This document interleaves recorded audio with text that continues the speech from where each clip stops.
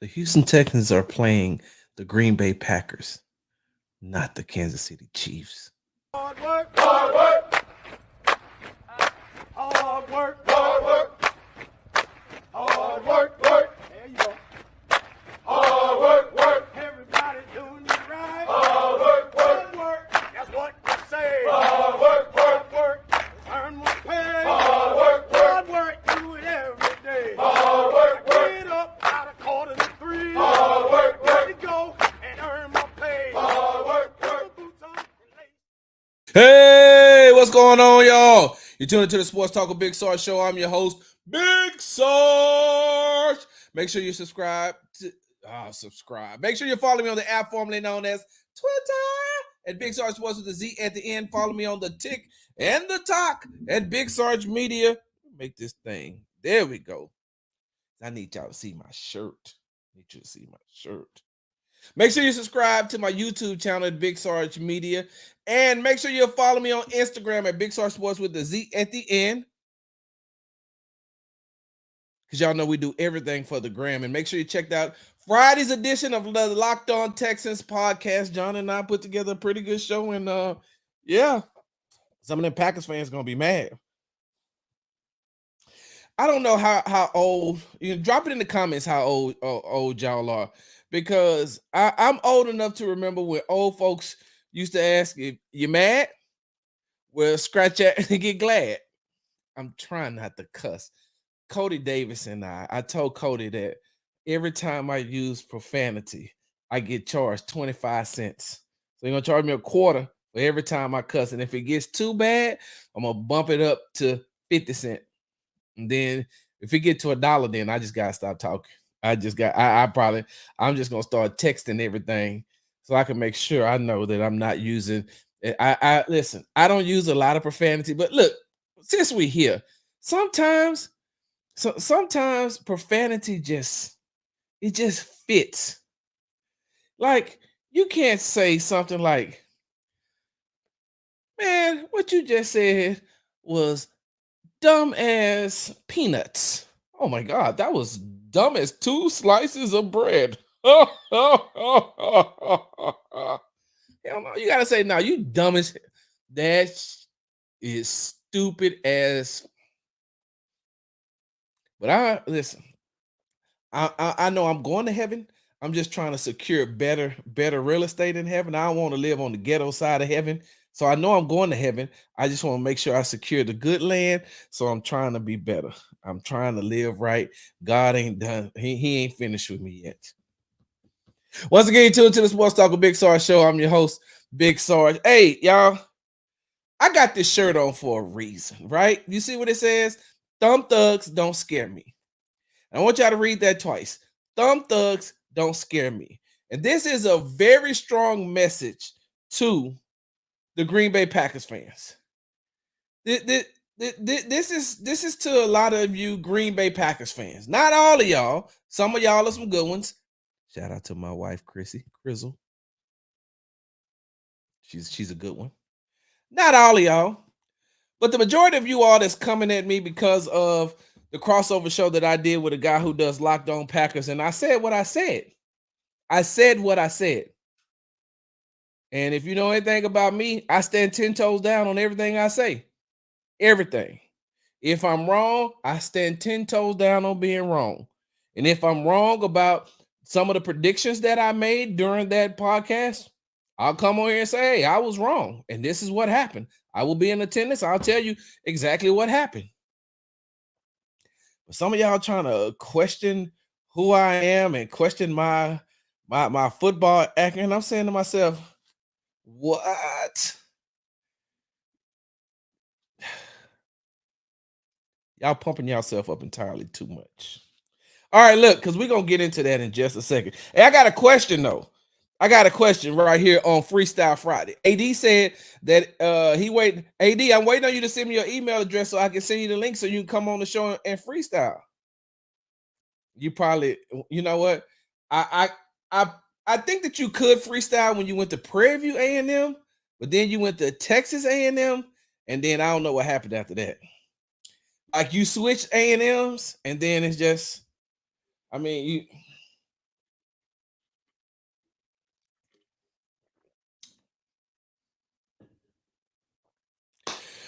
Right here on Freestyle Friday, I got a question for y'all because you know I always like to talk to y'all before we start this show, before we get this show started. Hey, who is the one player you would never want on your sports team? Like, who is that one player that you never ever would want on your sports team? I'm gonna tell you mine, right? There's one player that I would never ever want on the NBA team that I root for, and that's Karl Malone. Now, that has nothing to do with Karl Malone and what he did off the court. Nothing. I'm not getting into that. This isn't Petty Thursdays. I'm not getting into that. I'm not talking about whatever indiscretions Karl Malone had, whatever he did off the court. I'm not here for that. I'm not doing that today. I just never been a big fan of the way Karl Malone played. And I know everybody love him. Oh man, the mailman Karl Malone. Yeah, but I mean, what was his real skill set? Like, I know he could hit the little mid-range jumper, but for the most part, he was just big and stronger than everybody. Like, if you could pull a player, if you could pull a player from back in the day to play in today's game, are you going to say, hey, I gotta go get Karl Malone? I got the mailman always delivers. No, Karl Malone was hard, and I wouldn't want him on my team. I would never want him on my team because I never really liked the way Karl Malone played. I just didn't want him. And then the off the court stuff would be like, nah, I'm good, my guy. Mm-mm. And that's saying a lot because I'm a Dallas Cowboys fan. And we all know about the White House. We all know about all the stuff Michael Irvin was doing away from the field. Hell, I root for a team where the running back, who was making pretty good money, went to a department store and stole cologne and drawers and t-shirts. Went to a department store and stole cologne, drawers, underwear, drawers, and t-shirts. You are an NFL player, my guy. You make really good money. Why would you do that?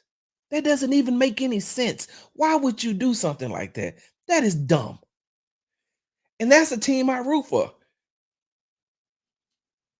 And I still wouldn't want Karl Malone on that team, any other team. I wouldn't put Karl. I would never play with Karl Malone on 2K.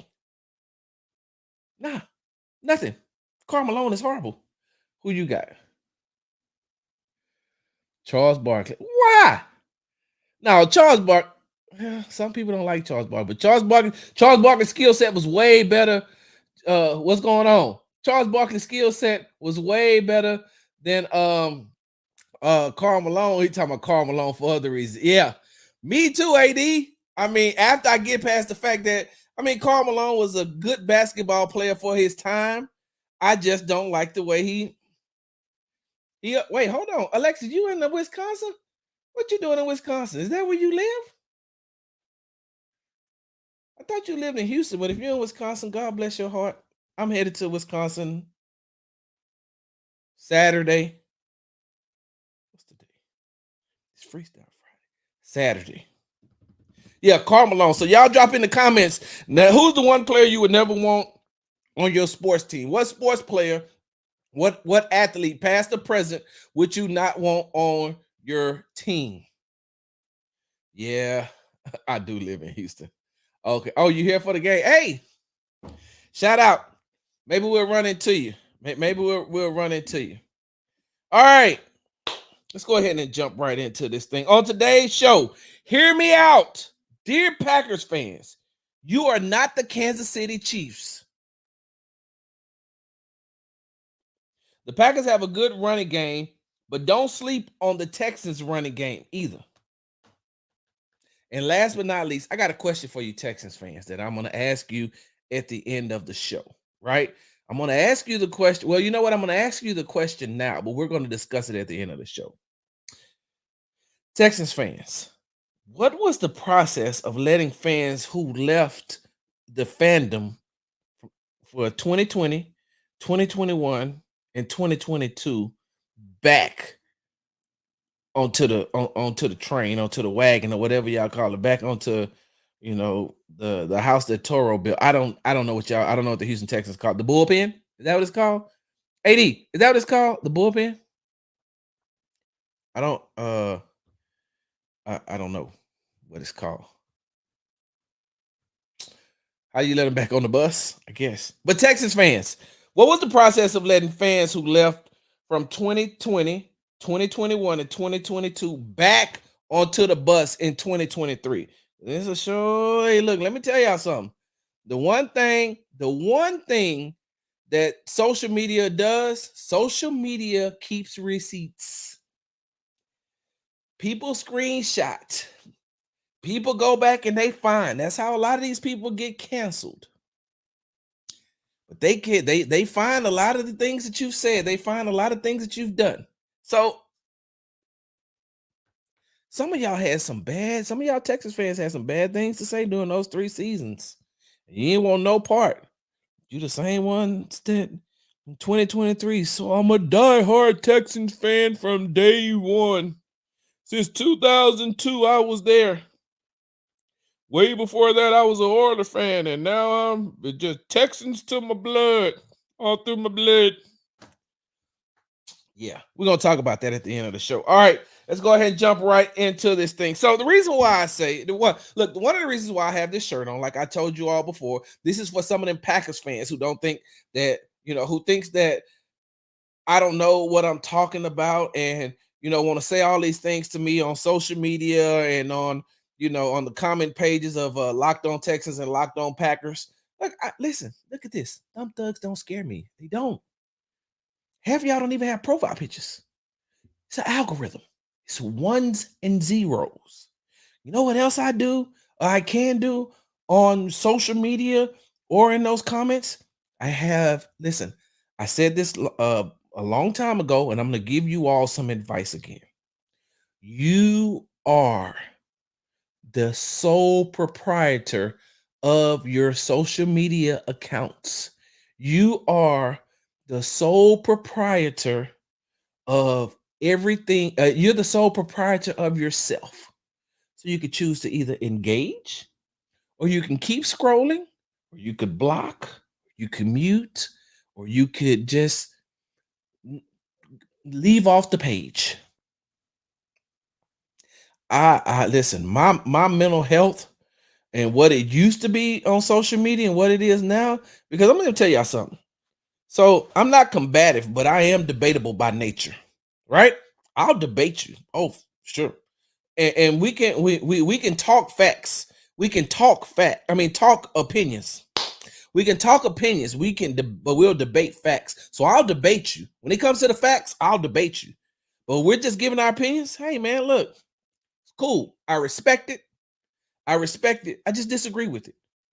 Some of y'all need to put these things, write this stuff down. You can talk opinions and you debate facts, because facts are debatable, right? They're debatable, but they can't be swayed and misconstrued like an opinion can. And everybody has an opinion. Everybody has a right to their opinion. So there's a lot of those Packers fans who thinks that my facts are wrong. And I'm saying to myself, hey, boy, y'all better be glad I've taken this vow to stop cussing, because I got some choice words that I want to say. There's some choice words that I want to say. But when I'm giving you facts, we ain't debating. You can't debate me on that. You can try to debate me with other facts, not with your opinion. So I don't get it. So a lot of these Packers fans, and hey, let me tell y'all something else. I don't care. We can take the entire state of Wisconsin, put it in the state of Texas near El Paso, on the west side of the states, and forget that you're there. You know how big Texas is? We could put Wisconsin in the state of Texas and forget that Wisconsin is in the state of Texas. Let me tell you how big Texas is. It is 896 miles to drive from Houston, Texas to Atlanta, Georgia. You start off in Texas, you got to go through Louisiana, you got to go through Mississippi, and then you get to Georgia. Wait, no, you go through, I'm sorry. You start off in Texas, you go through Louisiana, you go through Mississippi, you go through Alabama, and then you get to Georgia. So you leave Texas and you have to drive through 3 other states before you get to the 4th state, your destination. Right? Right. 4. Like you got to pass through 3 states to get to the 4th state you're trying to get to. 896 miles.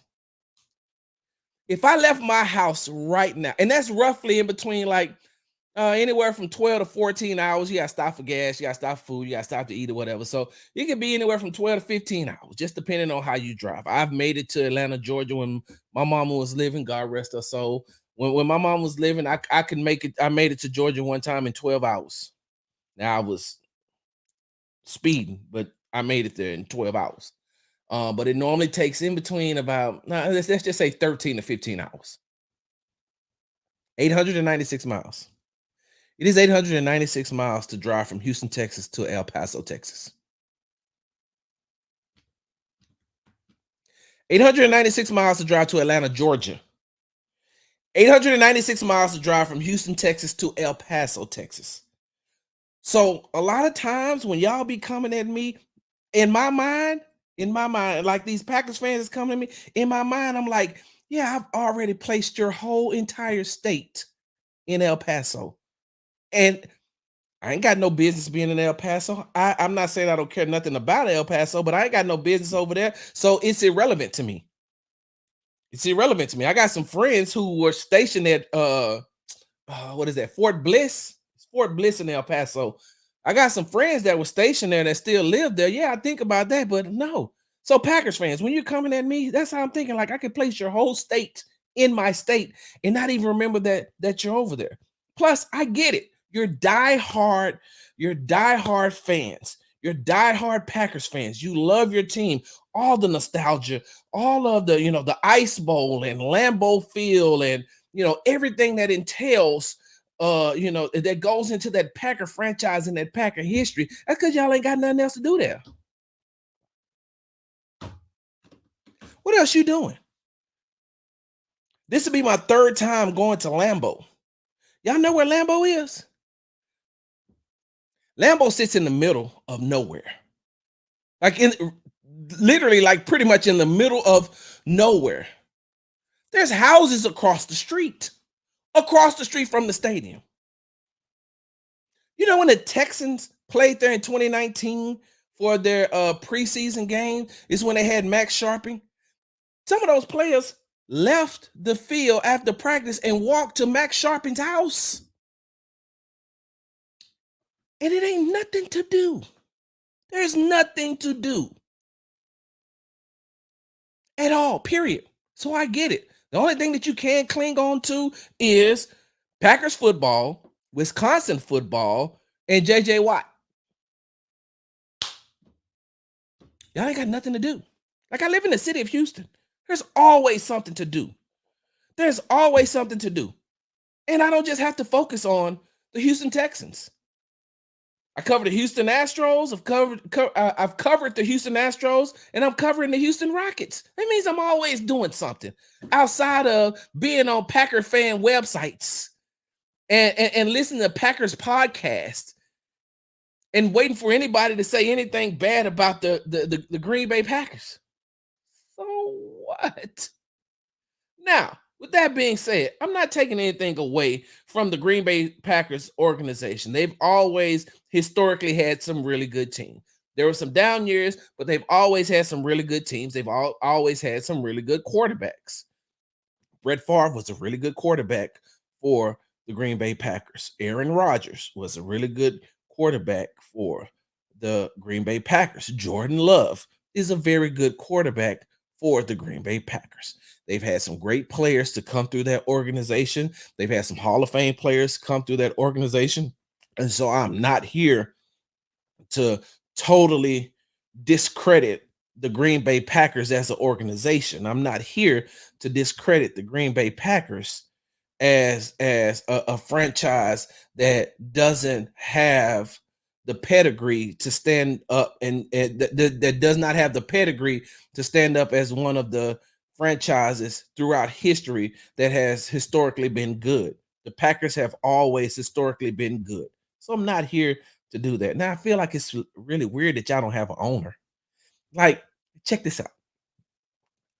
My wife has shares in the Green Bay Packers organization. I hope she gets to keep them, because once they find out that, wait, you're married to who now? Wait a minute. You married to that Sarge guy? Yeah. So we're gonna buy out your shares. Yeah. No, no, no. We'll double the price. We'll double the value and pay you, but you can no longer be a shareholder in the Green Bay Packers organization because your husband is just out of line. He is out of line, but it wasn't me. Look, even when I was when I was a guest on that podcast, the host came at me. The host came at me. And what have I always told y'all? Hey, look, yeah, I'm a Cowboys fan. Cool. I cover the Houston Texans. I cover the Houston Texans, and I'm from Houston.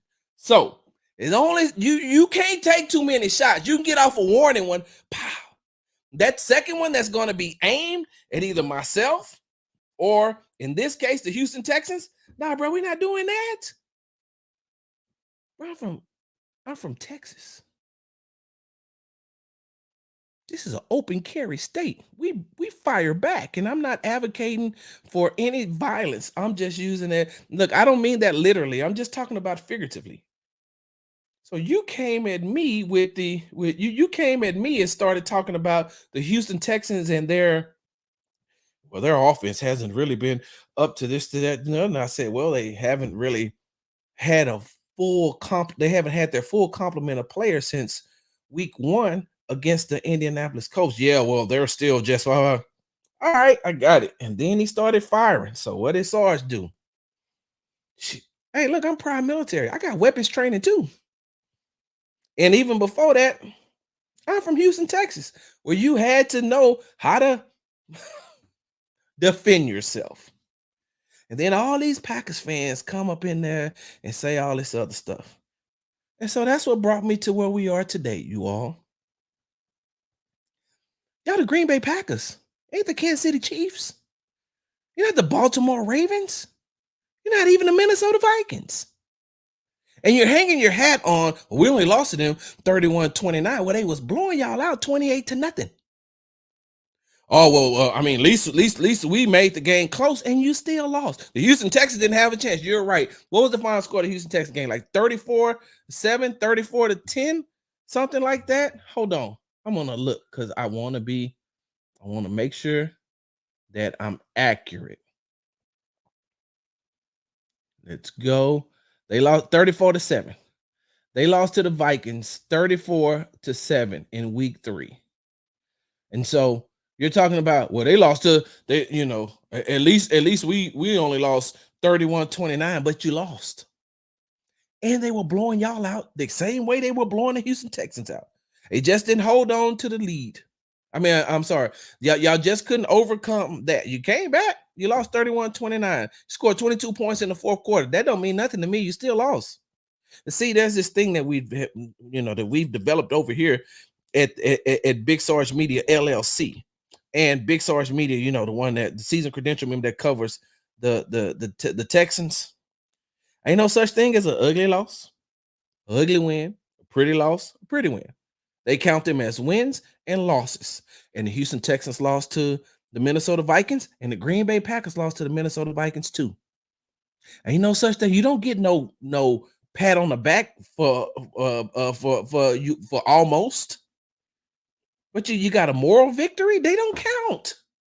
At the end of the season, when the playoffs start, they're not going to say, well, we're going to bump you up in the seating because here's a moral victory that you had against the Minnesota Vikings. Have you lost your mind?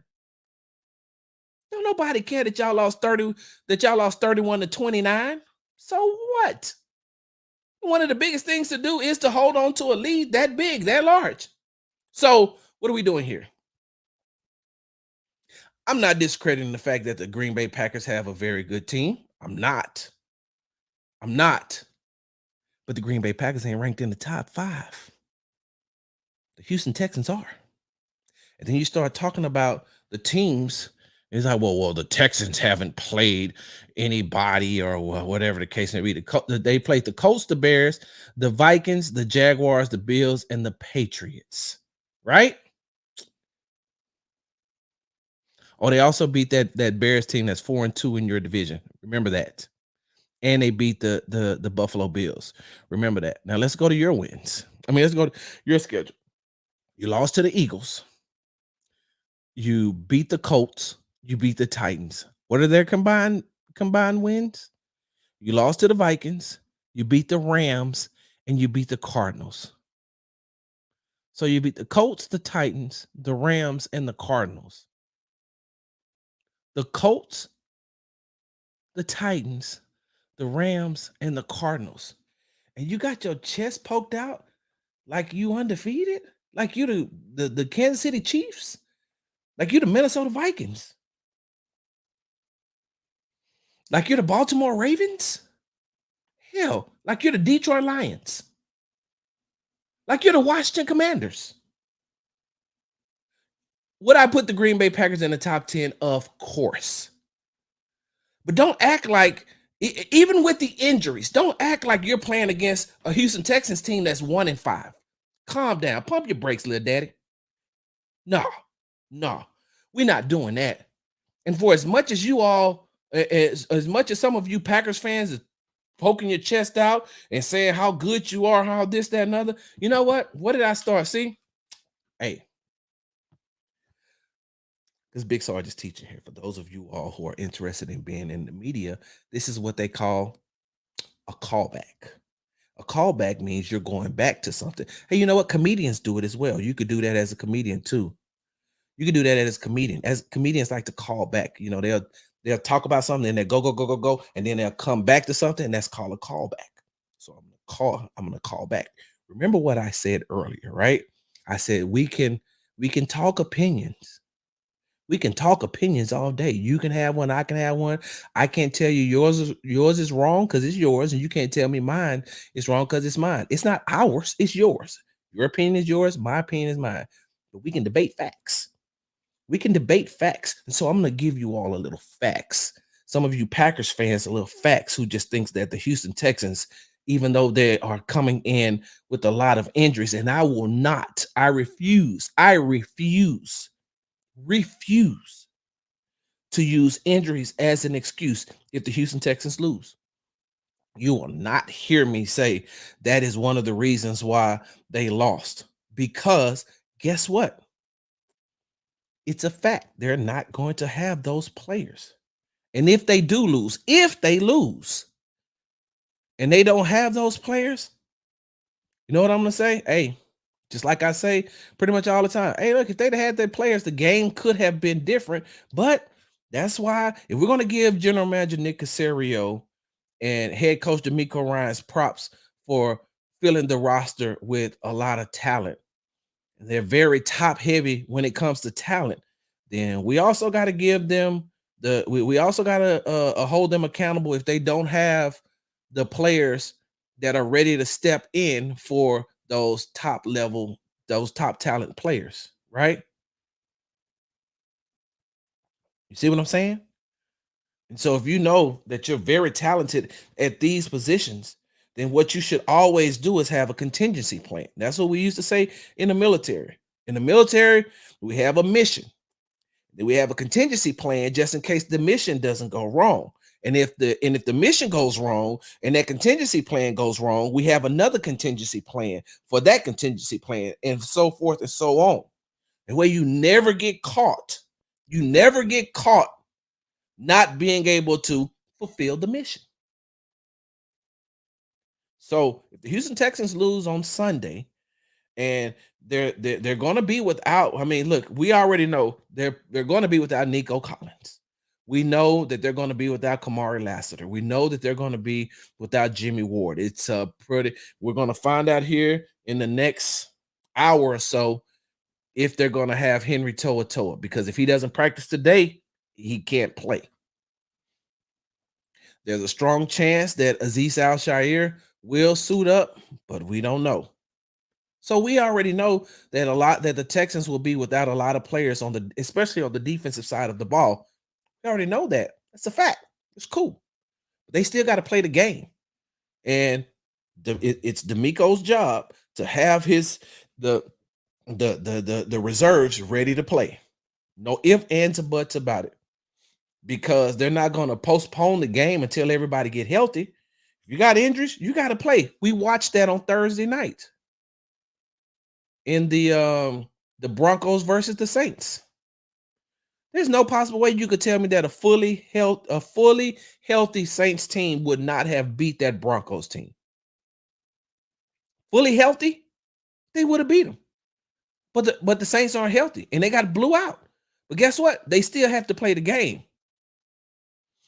That's it. So, as I digress, let's talk some facts since y'all think y'all the Green Bay Chiefs or the Kansas City Packers.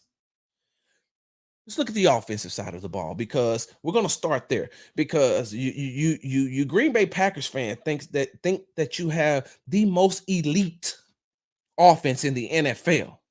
One thing you always want to talk about is your quarterback. He's a good quarterback. He is. Your running back. He's a very good running back. Your wide receivers. Jaden Reed is going to be a stud if he can stay healthy and keep up what he's doing right now. Romeo Doubs, Christian Watson, two good running backs. I personally don't think that they can run all the routes on the route tree. I think that one of their best route and the only route that they seem to run on a consistent basis is the GOAT route, the 9 route, the fly route. They do that perfectly because both of them have speed. So yes, you have a good quarterback. Yes, you have a good running back. Yes, you have good wide receivers. Yes, you do have a good offensive line.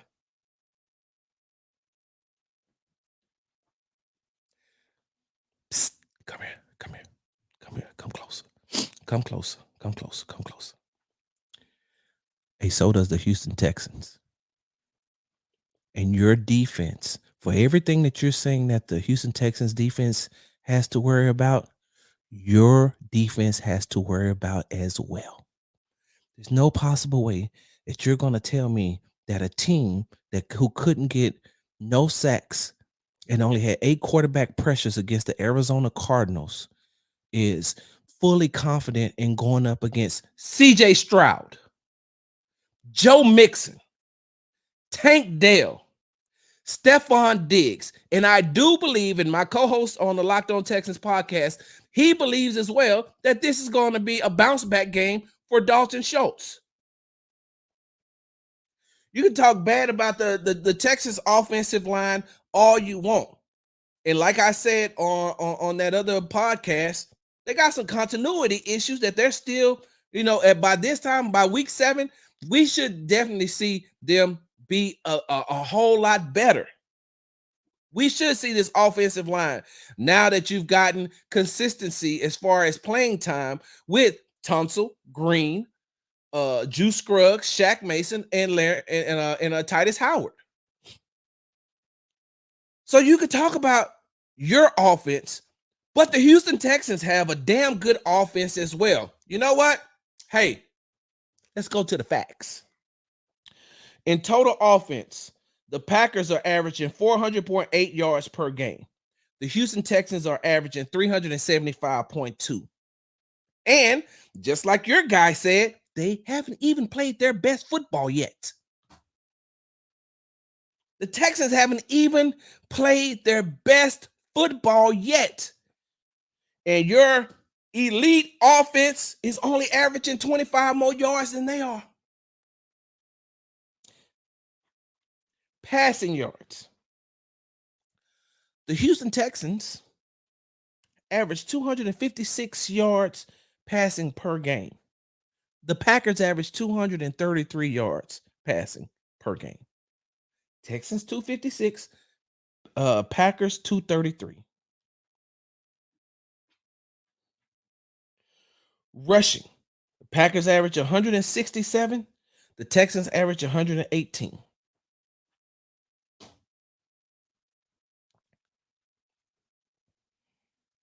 Joe Mixon played in 2.5 games as he got hurt in the Chicago Bears game.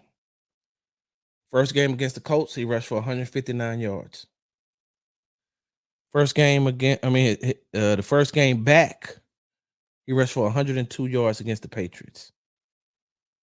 What are we talking about here? What are we talking about here? I get it. Your offense is good. You have a lot of weapons on the offensive side of the ball, but so do the Texans. And how are y'all missing that? Like, I get it. Fan is short for fanatic. And I know that you're Packer fanatics. You know how I know y'all fanatics? Because you wear dairy on top of your heads. Like, you have got to really love a team in order to wear dairy on top of your head. Dairy. Hey, what about the people who lactose intolerant though? Quit it, Sarge. Stop it. Stop it. So, like I said, your offense is very good, but so are the Houston Texans. And then when we start breaking some of these things down, right? Let's start breaking these things down. Hey, I need y'all to drop this in the comments, right? And I hope there's some Packers fans in here. And if it ain't, y'all share this y'all share this show right now. Go find Packers fans and share this show and tell them, come on in here. I'll show them Southern hospitality. We can have a conversation and we can go back and forth. I'll show you some Southern hospitality down here for sure. No problem at all. But I need y'all to drop this in the comments, right? Let's go player for player. Comparing with the Houston Texans and the Green Bay Packers, since they don't think that the Texans have a very good offense. Quarterback. If you could pick one, who are you taking? CJ Stroud or Jordan Love? I'm not gonna. I'm letting you all do the answering. I'm gonna let you all answer. Please drop them in the comments. I'll read them. I'll put them up here. Quarterback. Who are you taking? CJ Stroud or Jordan Love? Running back. Who are you taking? Joe Mixon or Josh Jacobs?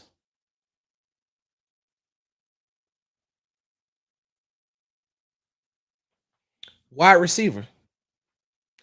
Are you taking Jaden Reed, Romeo Dobbs, and Christian Watson over Stephon Diggs, Tank Dell?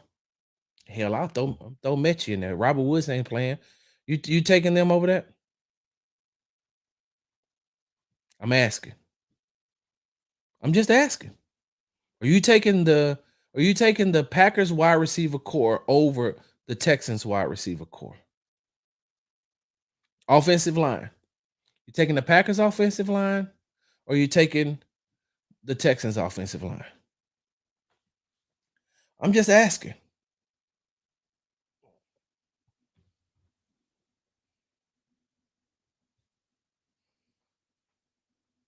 That's interesting, AD. Because Stephon Diggs has proven it. Tank Dell was proving it before he got hurt. No Nico Collins. Tank Dell had a really good game last week. Think they're going to get him involved. Not trying to sway your vote. I'm not trying to sway you either way.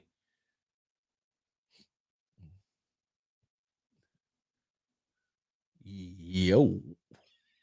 Hey. Yo. Drop the H-Town rundown information in there too. So, like I said, quarterback. You taking Love or you taking Stroud? Running back. You taking Jacobs or you taking Mixon? Wide receivers. You taking the Texans wide receivers or you taking the Packers wide receiver? Offensive line. You taking the Texans offensive line or you taking the Packers offensive line? I'm just saying because these Packers fans are going crazy about how great their offense is, like the Houston Texans don't have one. I digress. Packers got the Packers have a good running game. They do. I'm not taking that from them. The Packers have a really good running game, right? So does the Houston Texans. So with that being said, let's go on the defensive side of the ball. And like I said, we know that the Texans have injuries. We're not going to talk about that. I talked about that on the Locked On Texans podcast on the Friday edition, available wherever you get your podcast from. Make sure you comment, like, subscribe. It's a YouTube page for Locked On Texans. If you don't want to listen to the podcast, but we would love for you to subscribe to the podcast. If you can't watch it on YouTube, go listen to it and hear what I had to say over there. Go listen and hear what I had to say. I've said it right here on this show about how the injuries at linebacker especially concern me. Go listen to it on the Locked On Packers show that I did, the crossover show. Let's go to the defensive side of the ball. The Texans rank third in defense. They're giving up an average of 277 yards per game. The Packers are giving up 338 yards per game. Passing, the Texans are giving up 163.2 yards a game. The Packers are giving up 228.7 yards a game. Rushing, the Packers are only giving up 110 yards rushing per game. The Texans are only giving up 113. What are we doing here? What are we doing here? How come we can't just say this is two very good teams playing against each other? Why can't we just do that? Why? Why can't we just say, hey, man, the Packers got a good team, Texas got a good team?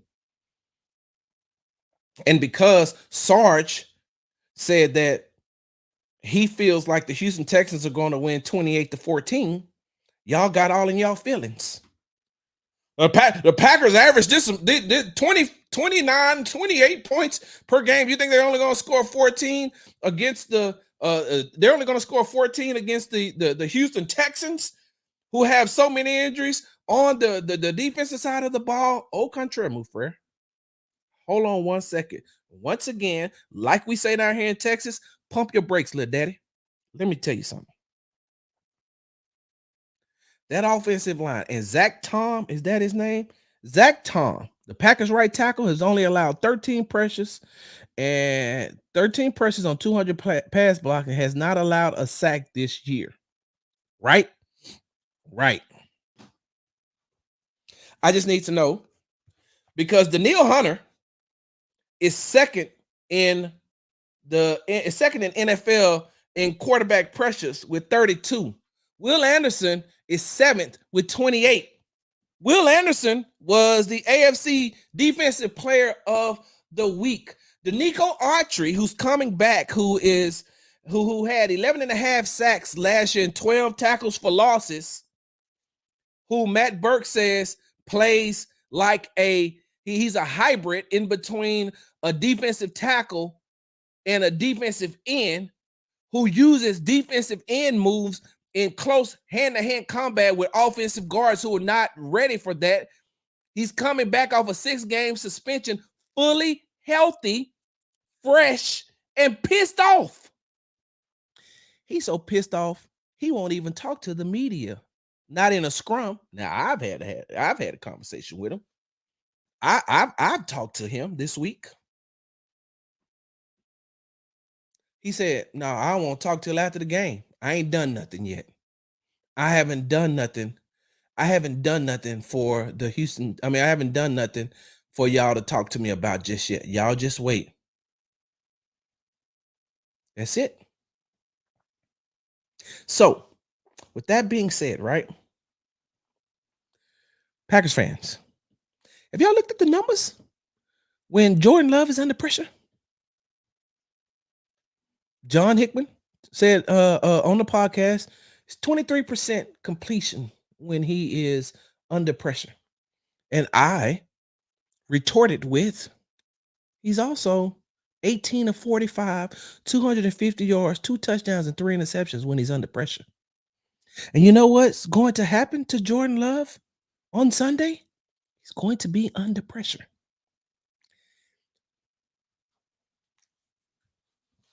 AD, you'll appreciate this. AD will definitely appreciate this. All you Texans fans who really do the deep diving on the tape, you'll appreciate this. So one of the Packers fans told me that I was stupid. Told me I was dumb And I didn't know ball because there's no possible way that with Daniil Hunter and Will Anderson playing in the wide nine, will they ever be able to get to Jordan Love. They won't be able to affect Jordan Love because they play in the wide nine. They play the wide nine. And for those of you all who don't know what the wide nine is, that means that they're further out. They're further out than the offense. I mean, yeah, than the tackles are. So they don't line up right on the tackles. They line up on the outside shoulders of the tackles and attack that way. Right? Right. For you Packers fans, it's what you've seen Aiden Hutchinson do this season before he got hurt. The defensive lineman for the Detroit Lions who got hurt, who was leading the league in sacks, coming from the wide nine. Hold on, it gets better. It gets better. So you do realize, Packers fans, right? The ones who say I don't know ball, you do realize that when they're playing that wide nine, it means it's one-on-one against the tackles. It means that the interior line can't help. If they were closer in, they could help on Will Anderson and Daniil Hunter. They could help. But because they play so far out, it's one-on-one with the tackles. And when you got Daniil Hunter coming, and when you got Will Anderson Jr., that's a lot to handle one-on-one. Not saying it can't be done, but it's hard. It's hard to hold those two coming with the amount of force, pressure, speed, and power that they're bringing. Hold on. It gets better. It gets better. One of the reasons why Mario Edwards was having such a very good season before he got suspended, because of that wide nine technique, he gets to go one-on-one with the offensive guard. Foley Fatukasi goes one-on-one. Tim Settle Jr. goes one-on-one. Khalil Davis goes one-on-one. Not all the time, because sometimes the center helps. Sometimes the center has to help on either one. The center can't help on those two monsters coming from the defensive end position. Now, I just told you, Packers fans, that you're getting you're getting a pissed off Danico Autry coming back. This is his first game back, and he's pissed off, and he's mad, and he's upset, and he's very good. 11 and a half sacks from the interior last year. 12 tackles for losses. So you're telling me, right? You're telling me that wide nine that those two are playing, one has 32 pressures, the other have 28, that your offensive line is ready to take them on one-on-one while you wait for while you put your offensive guard also on the island against Danico Autry. Who don't know football? Hold on, y'all. Hold on. Let me see. I already cussed us one time. I own 25 cents for that. I own another quarter for that. And let me just go ahead and just put down our old Cody $1. Y'all out y'all rabbit ass minds if y'all think that y'all got an offensive guard that's finna stop Danico Autry or pissed off Danico Autry the whole game. Are you freaking stupid? You can't be that damn dumb. I got 2 more cuss words left. You can't be that stupid and that dumb to think that the entire game your offensive guard is going to be able to contain Danico Autry. Who in the hell don't know football? This is why I don't go back and forth with you ones and you zeros. This is why I don't go back and forth with you imbeciles on you imbeciles on social media or in these comments. You want to have a conversation with me? I don't mind having a conversation with you. But when you get to insulting and all that stuff, I'm good. Sorry, the fellow with the cowboy hat on his job, he doesn't know anything. Yeah, really well. Let's break that down then. I just gave you homework. Matter of fact, what I did was gave you something that you can use in a sports bar.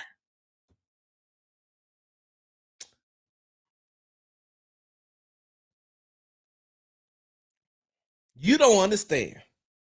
I ain't scared of you, mother. I ain't gonna. That's too harsh of a cuss word. I can't use the MF word on here. That is entirely too much. My mother-in-law may be watching this show right now. I can't use that.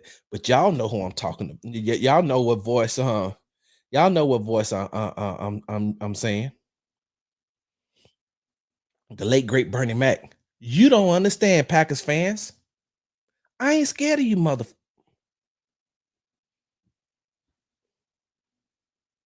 Dumb thugs don't scare me.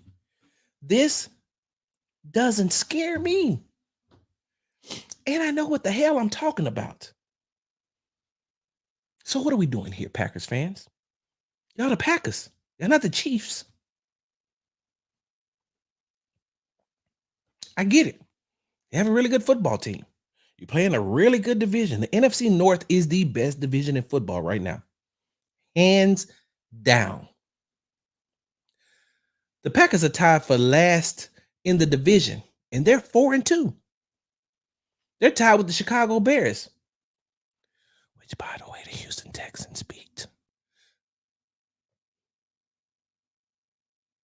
They're tied with the Chicago Bears.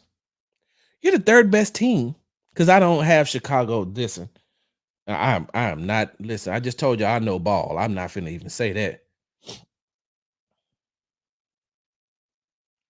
No, my mother-in-law. I don't cuss around my mother-in-law. She ain't never heard me cuss.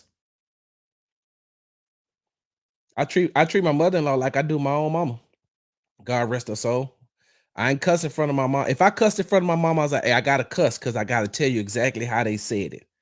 But no, I don't cuss in front of my mother-in-law. My mother-in-law has never heard me say one cuss word unless she's listening to some of this. But in her presence, no way. My mother-in-law has never heard me curse. I digress. When you look at that NFC North, the Vikings are the number one team. The Lions are the number two team. And then y'all coming in at third.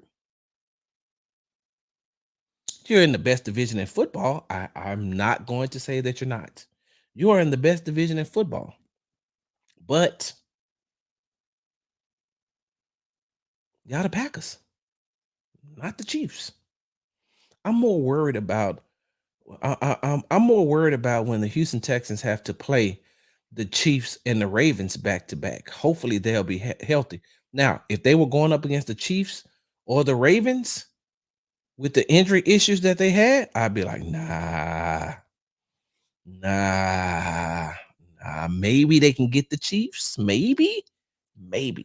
But the Chiefs defense makes up a lot for the inaccuracies of, I'm sorry, the inconsistencies of that Chiefs offense. Like that defense is good. That defense is good.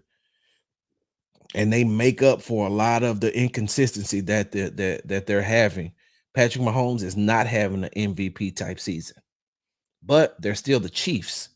And fully healthy, the Houston Texans are still going to have an issue because they are the Chiefs. The Baltimore Ravens? Come on now.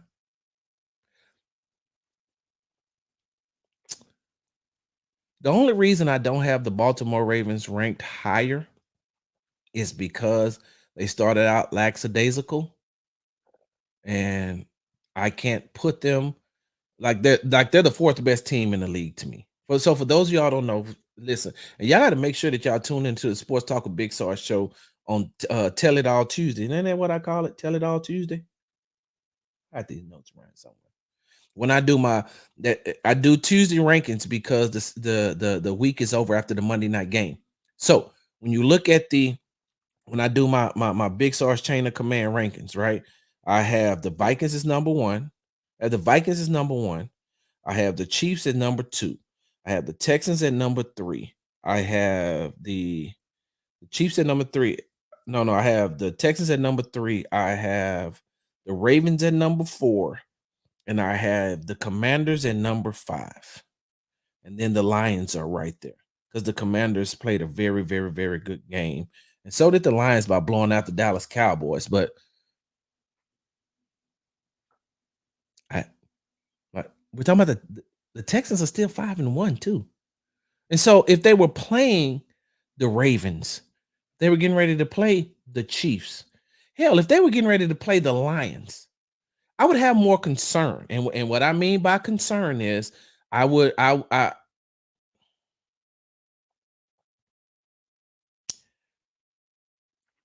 maybe a little bit different now that they've lost Hutchinson. So we got to see how that defense is going to respond. Because with Hutchinson on the field, there was a lot of attention that had to be paid to him. And that means that everybody else was able to eat because so much attention is paid to Hutchinson. Which side note, do you see how that works? That defense went because of Aiden Hutchinson, one defensive end. The Texans got two. And even with the injuries, you don't expect them to eat.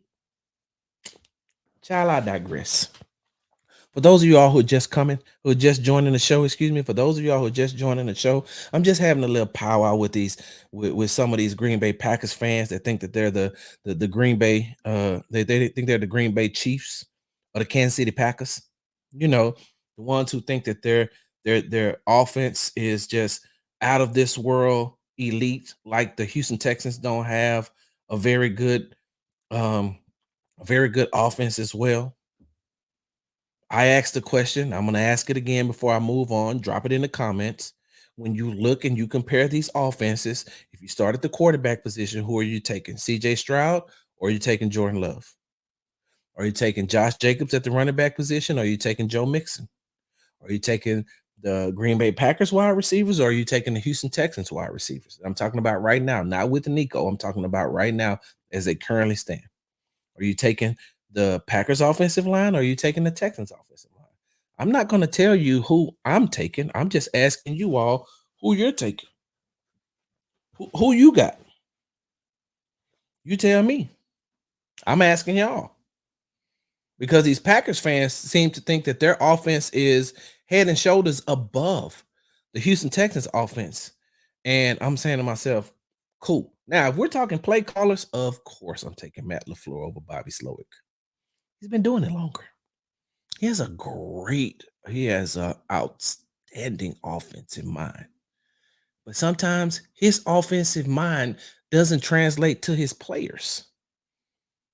And they're prone to make Jordan Love is prone to make a lot of mistakes. And I'm trusting CJ Stroud in the pocket more than I'm trusting Jordan Love. Go and look at the numbers when CJ is under pressure. Go and look at the numbers when they try to blitz CJ and see what happens. Y'all give me 1 second. Let me pull this up. Where is this at? Next gen stats.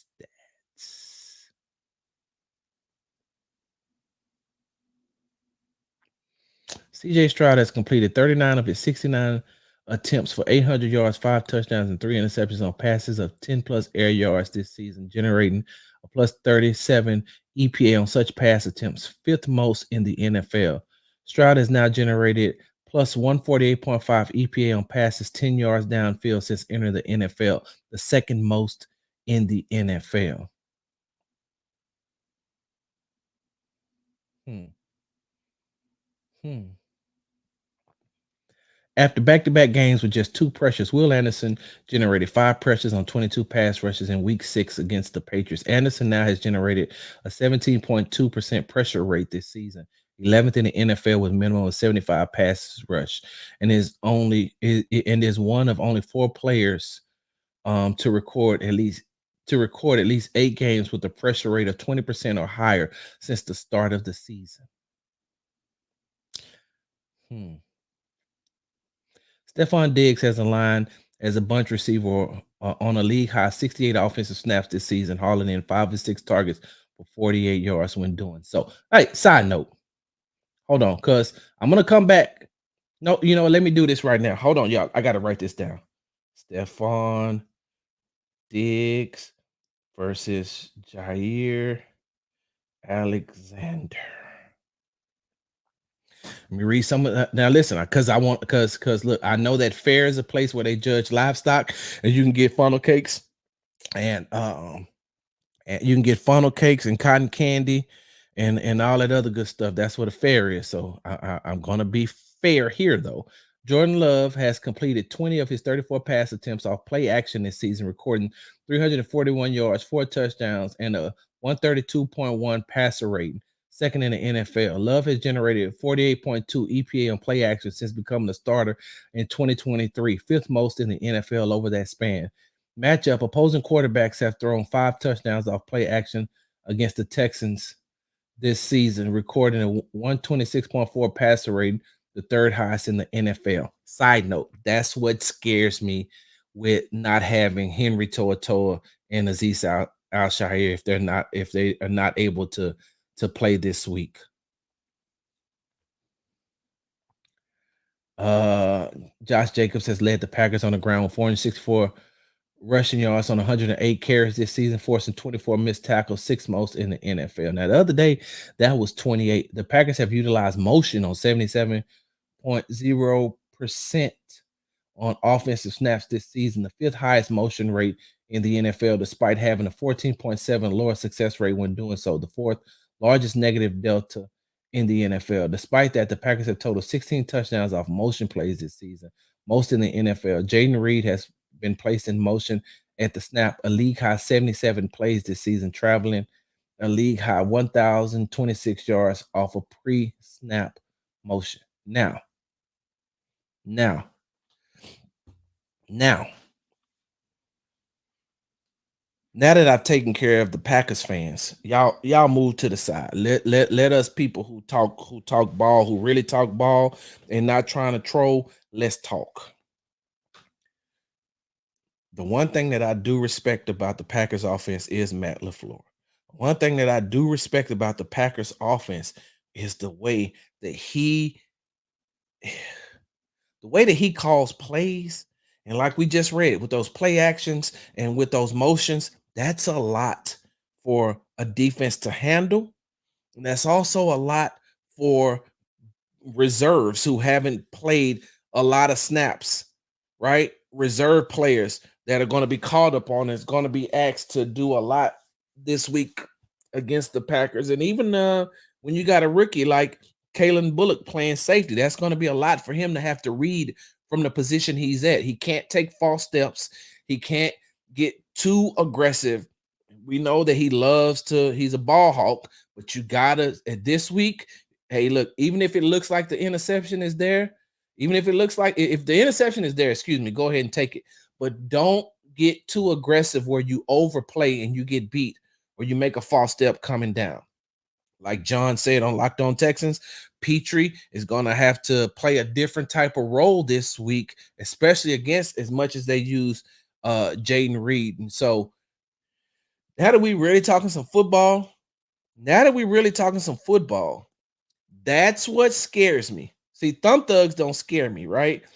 But that Packers offense, as far as play calling is concerned, the way that he's able to generate things, that part. Because if you get all of that moving going on and you're trying to figure that out, and then they just hand the ball off to Josh Jacobs, and then you get to thinking, well, this is just going to be a run play. And next thing you know, Jaden Reed then slipped out of the backfield, or he's come out of the slot and is beating your slot corner, or finding ways to get in behind your linebackers. It'll be a long day. So all that motion and that pre-snap confusion that they do, it generates plays. And when you don't have your starters and you're playing with the reserves who has not had the snap count, who hasn't played a lot, it can be different. If you got Neville Hewitt and Jake Hansen on the field at the same time, I'm very confident in Neville Hewitt being able to start. And I said this on the podcast too. I'm very confident in Neville Hewitt being able to stop the run. I don't know how confident I am with Neville Hewitt in pass coverage. I don't know how confident I am with Jake Hansen being in pass coverage. That is a lot to ask for those two going up against a play caller like Matt LaFleur, who is looking for those type of advantages that he could exploit. So now that we've gotten the trolls and all that out the way, we talking some real football here now. So that's it. Now, before I get ready to get up out of here, right? Before I get ready to get up out of here, let me say this. Um, so I had a conversation, right? I was having a conversation with some people about how the they talked about the defensive backs for they talked about the defensive backs for the Green Bay Packers. And for those of y'all who don't know, the Green Bay Packers lead the league in takeaways. I think it's 17. And they have some really, really good. Hold on, let me see if I can pull up a stat right here. Let me see. Let me see. Let me see. Where is it? Hmm. I thought that they had it up, but I guess they did. They don't. But like I said, we know that defense, that defensive backs, they're very aggressive. They're very aggressive when it comes to playing on the ball. They're looking to take the ball away at any point in time. But in case they don't, in case they don't get it, then they become a real regular type defense. They become a real regular type defensive backfield when they're not taking the ball away. Somebody try to say, well, you didn't have any takeaways or something like that last week against the Cardinals, and look what happened. We're talking about the Cardinals, my guy. Kyler Murray is not CJ Stroud. I'm just saying. So I asked Stephon Diggs and I asked Tank Dell on Thursday. Hey, do you have to prepare any differently when you're going up against aggressive ball hawk type defensive backs? And it was like, no. Stephon Diggs like, no, you just prepare the same. We know what they're trying to do. He said, I've seen a lot in this league. I've been in this league a long time. I've seen a lot. I've been up against a lot of these defensive backs who play aggressive like that, who are ball hawks. He said, I don't have to change anything, so I'm good, right? I asked Tank Dell, and Tank Dell said, no, I don't have to change anything. I'm going to do exactly what I've always done. I'm going to prepare exactly the way that I've always prepared. He said, because, they're going for the ball. I'm going for the ball too. See, I'm not sitting back and waiting on the ball to come to me. I'm breaking on the ball. I know where the ball is supposed to be, actually. So I'm breaking on the ball. I'm breaking on the ball. They're also breaking on the ball, but I'm breaking on the ball because I know where the ball is supposed to be, and I know that seven's going to put it where it needs to be. And so they're going to have to come through me to try to get the ball because I'm aggressively going for the ball too. And then he said the one thing that can't be debated. CJ Stroud is very good at protecting the football. I know that he has some interceptions this year. I know he had an interception last week. I know he had a fumble and an interception the week prior. But CJ Stroud is very good at protecting the ball. And as the season goes on, he only gets better at protecting the football. Which brings me to another point. So everybody is all excited about this Stephon Diggs versus Jair Alexander matchup. And we know that they've had some history in the past. We know that they really don't see eye to eye on a lot of stuff. Stephon Diggs said yesterday that he's not getting into all that. He just want to make sure he's on the same page with his quarterback. He ain't into all that other stuff, right? And so some of these Packers fans are like, oh, he gonna shut him down. He gonna shut him down. He gonna do this. And Jair Alexander's gonna do this and gonna do that to him. That's the same thing Patriots said about Stephon Diggs last week going up against Alexander. Right? Where are my notes? And we talked about that. Hold on, y'all. Y'all give me a second. We talked about that. I would have been more prepared to talk about I would have had this for y'all already. But where is it, Sarge? Where is it? It's not there. It's not there. So that means it's on one of these little piece of paper right here. Here we go. Yeah, right here. So they're talking about Jair Alexander, and look, Jair Alexander is really good, but so is Christian Gonzalez for the New England Patriots. And last week when Diggs lined up in front of Christian Gonzalez, and I've given you this stat earlier in the week. I'm going to give it to you again. They lined up across from each other 10 times. Stephon Diggs was targeted 5 times. He had 4 catches for 39 yards and a touchdown, and he averaged 9.7 yards per catch. Now, he may not average 9.75 against Jair Alexander, but with the way that they're going to move him, like with the way that they're going to move Stephon Diggs around, like the Green Bay Packers are going to do with Jaden Reed. Now, I'm not saying he's going to have a breakout game against Jair Alexander. Jair Alexander is too good for that. You see, Packers fans, you see how you can be objective when you're talking about matchups in football. Like, you could put your fandom to the side and just talk ball with me. If you want to talk ball, let's just talk ball. And then if your feelings get hurt and then you revert back to being a fanatic, man, I'm like, you're good. Hey, have a great day, my guy. You're good. But I don't see that. I don't think that Stephon Diggs is going to have a breakout game against Jair Alexander, but I do think that he's going to help that offense out a lot. Especially, see, the one thing about this offense, the one thing about CJ Stroud, and the one thing about Joe Mixon, and the one thing about the offensive line, and the one thing about the receivers is they know that in the past, before last week's game, well, even last week's game, that defense has kept them in a lot of games. We know the second half woes that the Houston Texans offense has had. Before last week, when they scored 27 points in the second half, they hadn't scored double digits like that, I think, since they hadn't scored 15 or more points, since week 1 against the Indianapolis Colts. They hadn't scored 15 or more points in the second half since the Indianapolis Colts, and that was 17. They scored 17 points in that first game.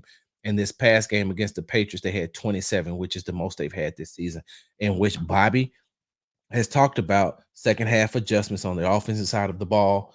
D'Amico has talked about it, about the offensive adjustments that needs to happen on the offensive side of the ball in the second half, And so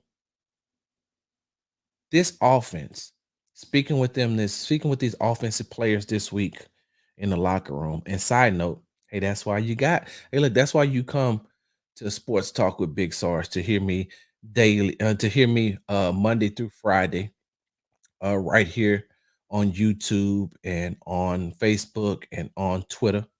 That's why you come and you listen to me, because I'm also giving you insights from the locker room. I'm also giving you insight from the press conferences. I'm also giving you insight from talking to these players one-on-one. And that's something that a lot of you all respect, and I appreciate that, because you show me the love and support right here. But like, this ain't just somebody told me on the page, you just a fan with media access. Well, how you gonna say I'm a fan, but then you say you don't like my content because I'm not a fan of the Texans? I don't get it. I told him, "Hey, bro, you're speaking in hypocrisy, and I don't speak that. I know some Spanish though, poquito. I know a little bit. I know a little bit of Spanish. So I mean, if you talk some Spanish to me, well, my wife's half Hispanic, so if I don't know the words, I'm just gonna ask her, and she could tell me. She's fluent, and so, but I don't. It's hard for me to speak hypocrisy. I digress. That offense knows that how many injuries are on the defensive side of the ball, and they know that they have to step it up and they have to play better. They have to sustain drives. They can't have pre-snap penalties. They cannot have a bunch of penalties in general. They have to stay on the field and sustain drives in order to help out that defense who is riddled with injuries. They are well aware of that. They have talked about that. They know. Bobby knows. Matt knows. D'Amico knows. They know what they have to do. They know that this is a big week for the offense, and now it's time for the offense to be able to help the defense until they're able to get healthy again. Because they're not going to be injury laden for a long time. They're not.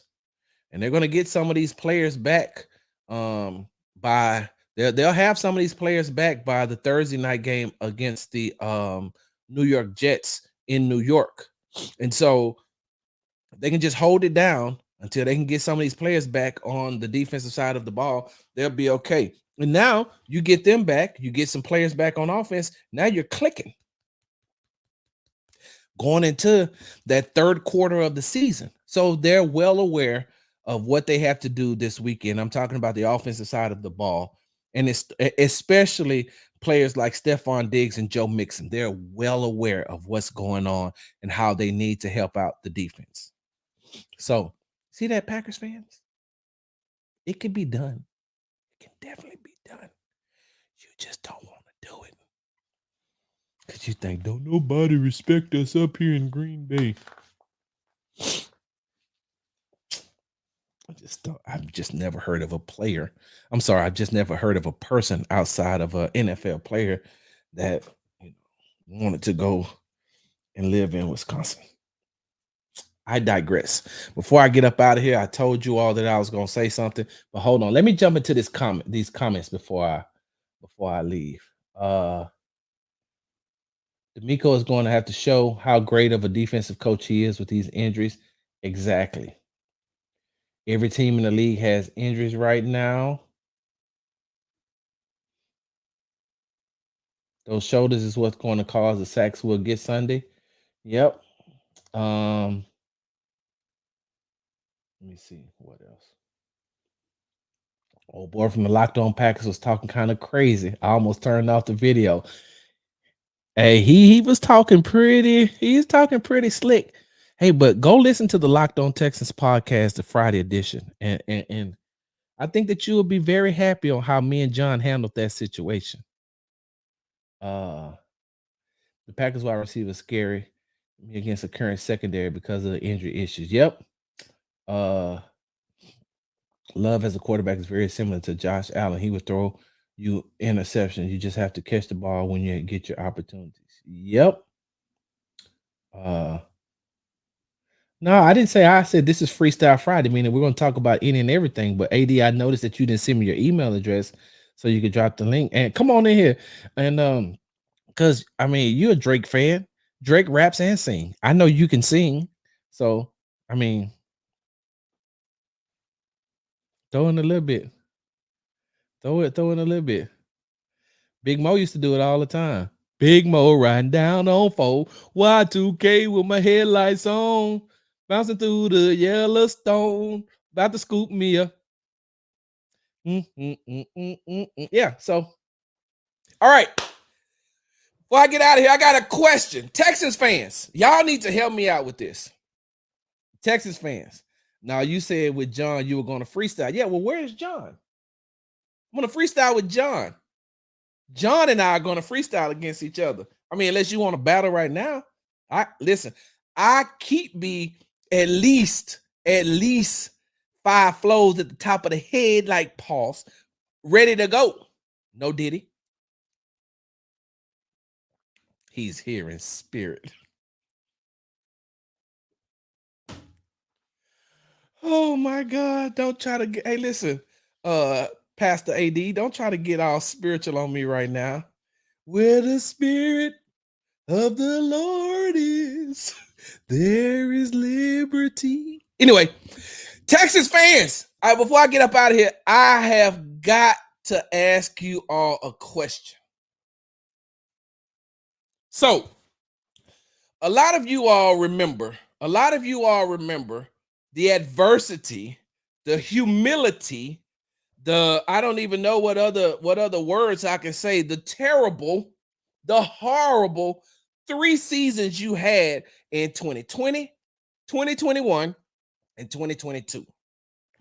Bill O'Brien burned the franchise down. He burned the organization down on his way out the door. He said, but before I go and lit a match, nobody really knew that he had poured gasoline around the house.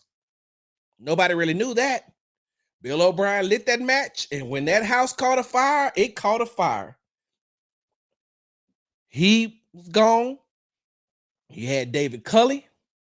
You had Lovie Smith as your coaches. The franchise looked in disarray.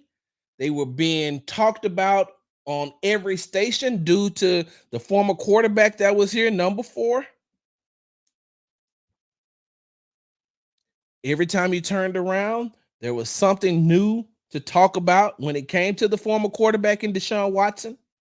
Every time you turned around, it was something. It was always something.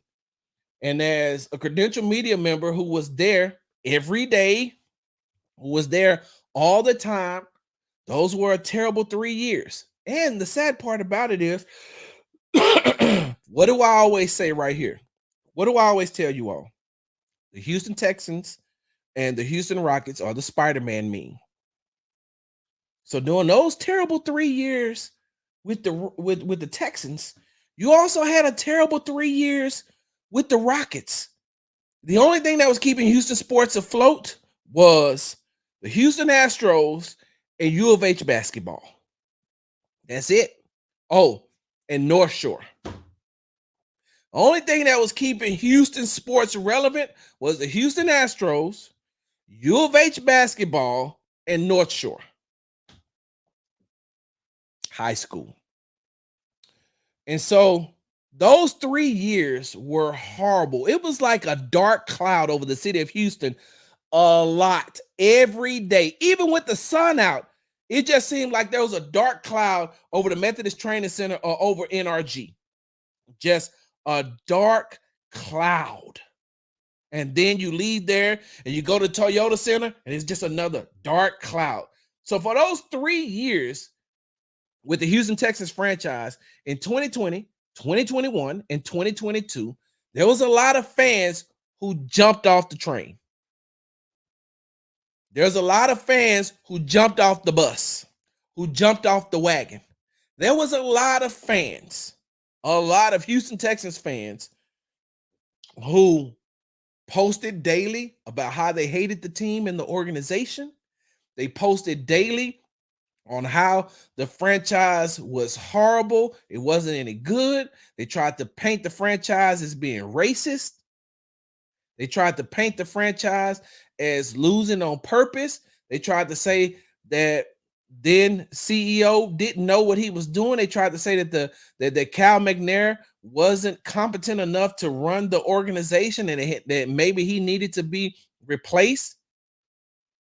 They hated Jack Easterby. They hated Nick Caserio. They talked about this for 3 years. 3 years. 2020, 2021, 2022. And then something happened. 2023 rolls around. They fired Lovie Smith. Well, after 2022 season, they fired Lovie Smith and hire former Houston Texan linebacker DeMeco Ryans. Oh, yeah, hold on a second, but it should be good. They hired DeMeco Ryans, right? Let me pause it right there for 1 second. I'm gonna come back, y'all. I gotta get my charger. My computer about to die. Give me a second.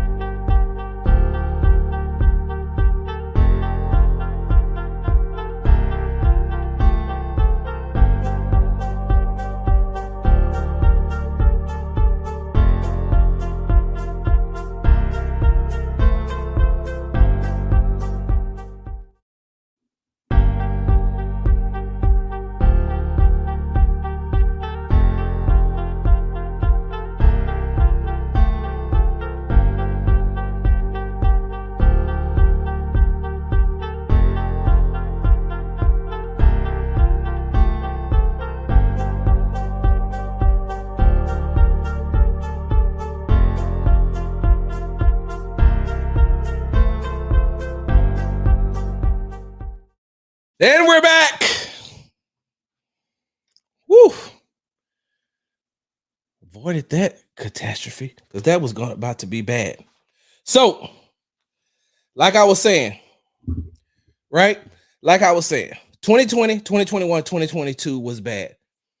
Then you fire Lovie Smith, get DeMeco Ryans in here. Hannah McNair gets involved. For those of you all who don't think that that's important, that's very important. And one day, we'll talk about that. Get some water. One day we'll talk about that. One day I'll probably have a whole show on how Hannah McNair helped turn the Houston Texans franchise around as well. So you get D'Amico, Hannah gets involved, you draft CJ, you draft Will, and then they turn it all around. Then they turn it all around, and now you have them winning the AFC South, them winning the wild card game, them losing in the divisional round to the Baltimore Ravens. CJ gets awarded Offensive Rookie of the Year. Will gets awarded Defensive Rookie of the Year. And then you go out and you get linebacker Zeus Al-Shaair. You get Danielle Hunter. You bring in Danico Autry. You get you draft Kamari Lassiter. You draft Kalen Bullock. You go out and you trade for Joe Mixon.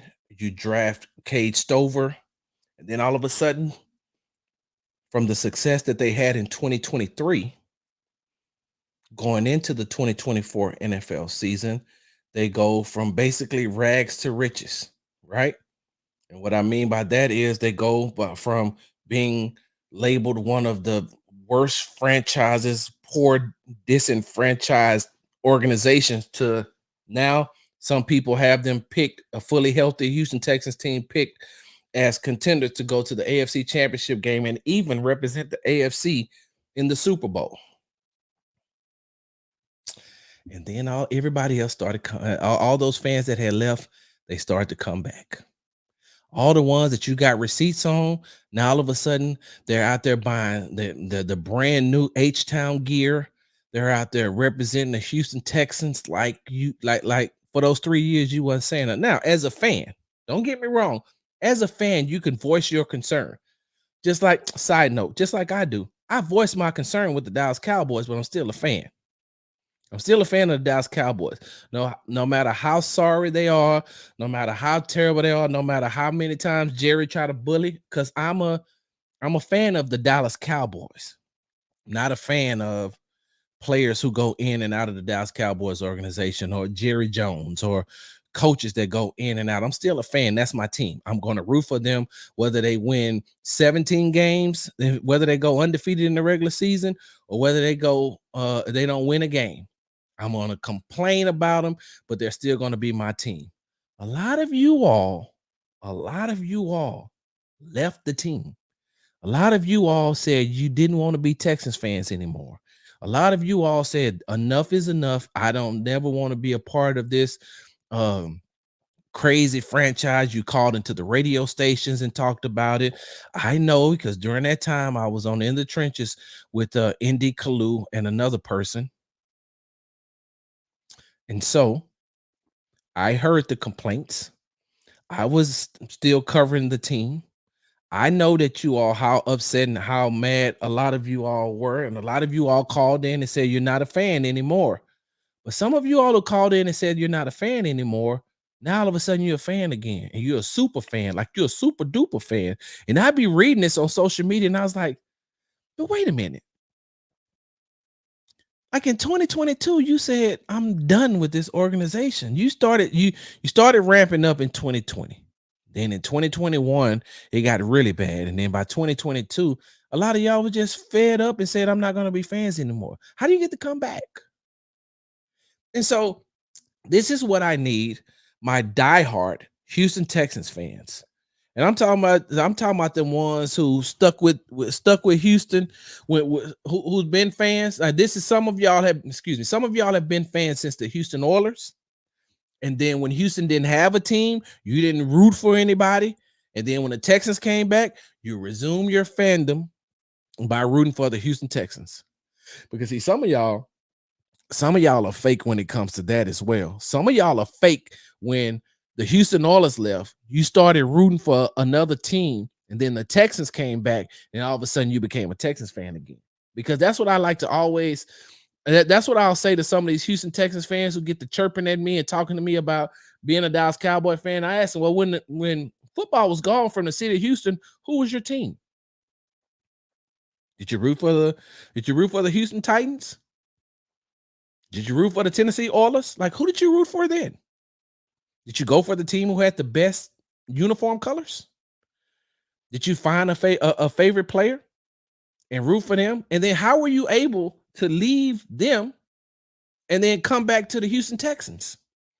Like, I asked these questions. Like, who would you root for when Houston didn't have a team?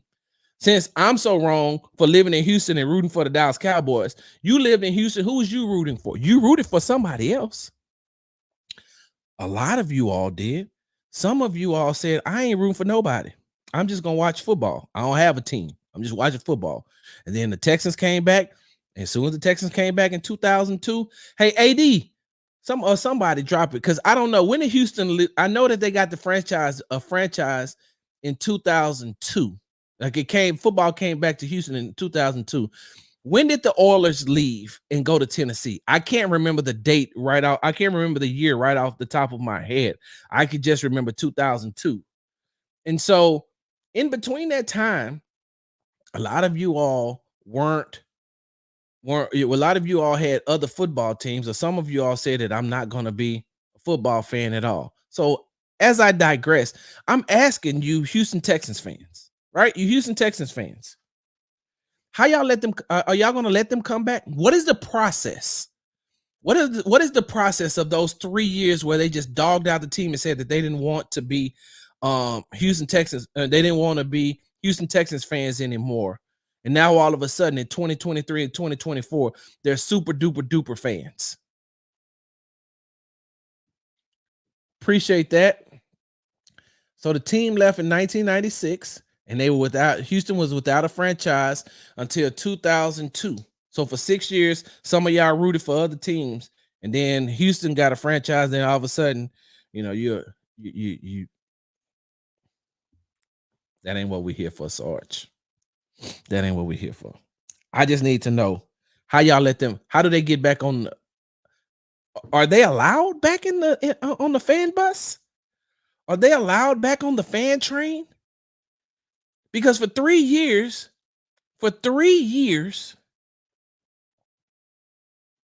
they've done nothing but talk bad about the franchise. They've done nothing but talk bad about the organization and said that they will never, ever, ever be a fan of the Houston Texans again. And some of those same fans are posting with the new Houston Texans gear on. They got new Houston Texans gear on. They got customized jerseys. They're wearing the hats. They've changed their social media names to Texans for Life, or they got like their Avi picture is CJ Stroud or Will Anderson Jr. And every time you turn around, they're just talking about how much they love the Texans and how much they love the Texans. They love this organization. But you said you wasn't a fan no more. How you get to come back?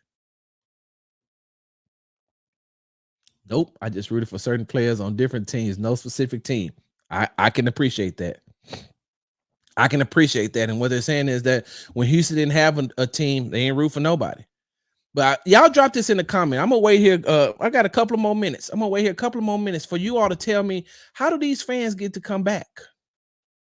Like, was there such a way that you can put your fandom on hold?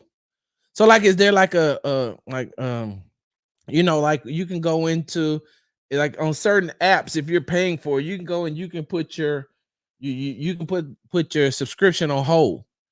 Is that what they're doing? They just put their subscription on hold. They put their subscription to the Houston Texans on hold. How does that work? I need some diehard Houston Texans fans who stuck through the good time. I mean, stuck through the bad times.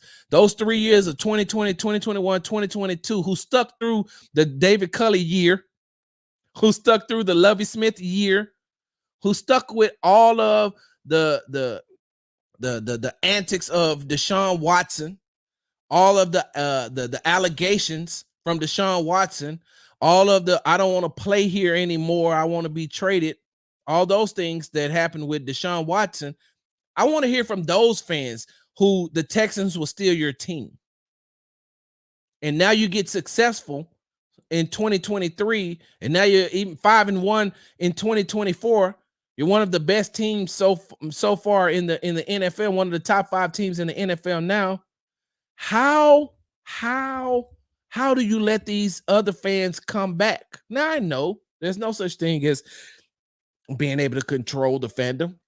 I know that you can't say you can't be a part of the Houston Texans fan base. I understand that. But how you just let them get away with it? Like you don't bring it to remembrance? Because some of you all, I know, listen, I know some of y'all that are in the comments, and I know some of y'all that are listening to this show and watching this show right now. I know y'all got screenshots. I know because I know you like to keep receipts, and I know you got receipts. I know you do. I just need to know where they are. Like, show me. Put them on my page. Tag me. Tag me when you put it up. I want to see. Oh, snap. Back then, they didn't want me. Now I'm hot. They all on me. That's how I feel. So a shout out to Mike Jones. Who? Hey. Because, hey, Mr. Nobody, I feel like you're a true North Side. I don't know about AD. AD be claiming North Side, but he also claims Prairie View, and he claims Texas A&M when it's feasible for him. When he's code switch, look, when he want to hang out with us, he claims Prairie View. When he code switches, he claims Texas A&M. So go ahead. Hey, they call me Mr. Nobody. 2A1. You finish the rest. Drop that at a 2A1. But as I digress, how does that happen? I know nobody controls the fandom. I know nobody. There's no president of the Houston Texans fan base chapter. There's nobody who runs the entire fan base. But y'all let them get away with that? Because what happens when this franchise goes through adversity again? What happens? What happens? Sure, you'll be at home. Which homecoming? Which A&M homecoming? Prairie View or Texas? Which A&M? Because, I don't know with you. You just tell people I went to A&M.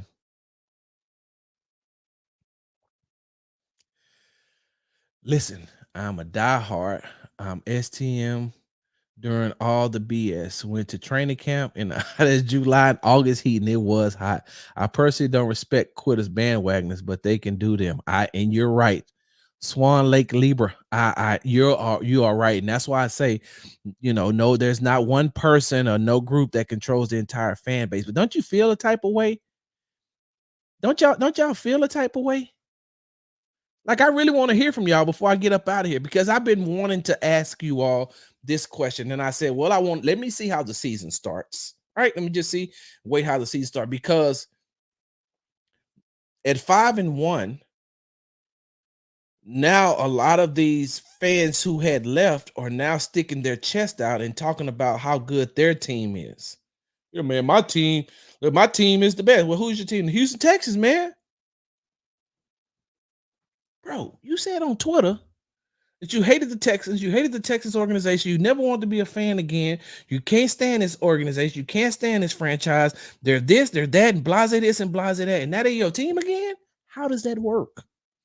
And what process did you go through in order to get your fandom back? Because if you gave it up, how you get it back?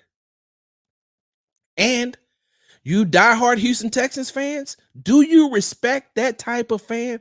Let me tell you all something. There's people that I know that said they hate the Cowboys and they want to be a part of the Cowboys, blase this, blase that. They was there during the Super Bowl years, and then all of a sudden they didn't want to be Cowboy fans anymore. And then, the Cowboys had a little success as far as winning in the regular season, this, that, and the other. And then they want to come back, and I call them out. I call people out. Hey, bro, no, Look, I can't tell you how to do. I don't run the Dallas Cowboys fan base, but like, if you can't hang with us and be with us and suffer with us through the bad, then you don't get to enjoy the good. Like, do y'all call them out? Hold on, let me see. Darren says, I've been around since the Shaw picked 6 days in 2013. The 11-1 started in 2012. The almost Super Bowl run in 2011. During the Watson saga, I was mentally exhausted by the team, so I took a break. So you took a break. I don't understand what that means. Explain that to me, Darren. How, you took a break. Like, when you say you took a break, does that mean that you took a break from being a fan? And if you took a break, are you still on a break? Like, if you took a break, are you still on a break? Because I need to know that.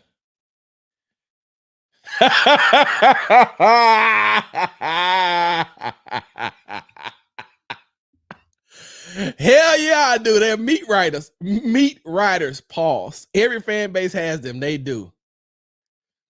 I'm tough on them, Sarge. I tell them they got a probation period of at least 2 seasons. I was down even during that 2-14 season, went to work every week getting smoke about it. They are fans when it's convenient.